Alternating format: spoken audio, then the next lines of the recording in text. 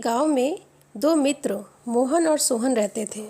मोहन बहुत धार्मिक था और भगवान को बहुत मानता था, जबकि सोहन बहुत मेहनती था। एक बार दोनों ने मिलकर एक ज़मीन खरीदी जिसमें वे फसल उगाकर बहुत धन कमाना चाहते थे। सोहन तो खेत में बहुत मेहनत करता था, लेकिन मोहन कुछ काम नहीं करता, बल्कि मंदिर में जाकर भगवान से अच्छी फसल के लिए प्रार्थना करता था। इसी तरह समय बीतता गया। कुछ समय बाद खेत की फसल पककर तैयार हो गई, जिसको दोनों ने बाजार ले जाकर बेच दिया और उससे उनको काफ़ी अच्छा पैसा मिला। दोनों बहुत खुश थे। घर आकर सोहन ने मोहन से कहा कि इस धन का ज़्यादा हिस्सा मुझे मिलेगा, क्योंकि मैंने खेत में ज़्यादा मेहनत की है। यह बात सुनकर मोहन बोला, नहीं, धन का तुमसे ज़्यादा हिस्सा मुझे मिलना चाहिए, क्योंकि मैंने भगवान से इसकी प्रार्थना की थी, तभी हमको अच्छी फसल हुई। भगवान के बिना कुछ भी संभव नहीं है। अब उन दोनों में धन के बंटवारे को लेकर बहस शुरू हो गई।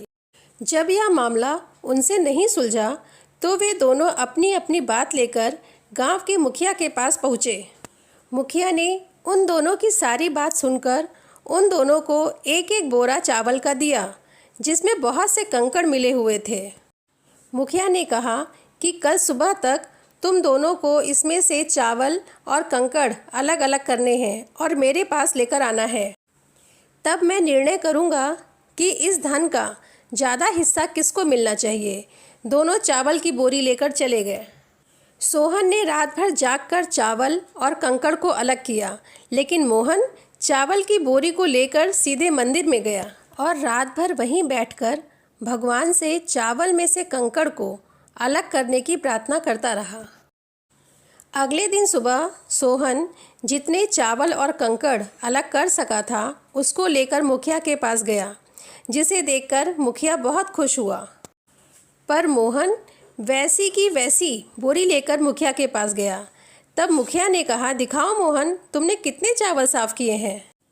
मोहन ने कहा, मुझे भगवान पर भरोसा है कि सारे चावल साफ हो गए होंगे। परंतु जब बोरी को खोला गया तो चावल और कंकड़ वैसे के वैसे ही थे।